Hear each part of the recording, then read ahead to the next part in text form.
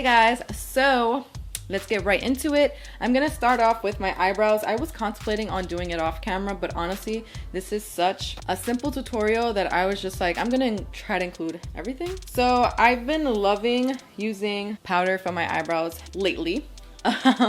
So I'm gonna be using the BH Studio Pro Ultimate Brow Palette, and I'm just gonna quickly fill in my eyebrows.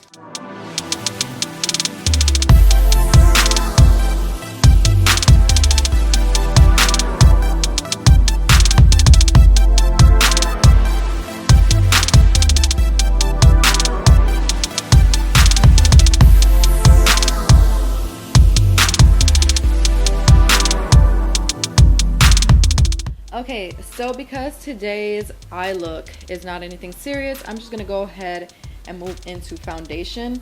My skin does feel a little bit dry, so I'm gonna just use a little bit of MAC Fix Plus to hydrate really quick.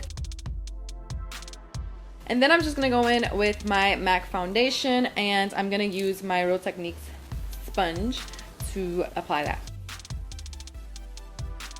For any curly girls out there, what do you do with your hair while it's drying and you're applying makeup? Like, do you use some sort of headband or something? Because I feel like if I use a headband, it's just gonna like create some sort of line, and then my front curls are gonna be like flat or something. But this is also really annoying to have like hair in my face while I'm trying to do my makeup. I mean, I can live with it, but if you guys know anything that's easier, then comment down below what you guys do, what works for you.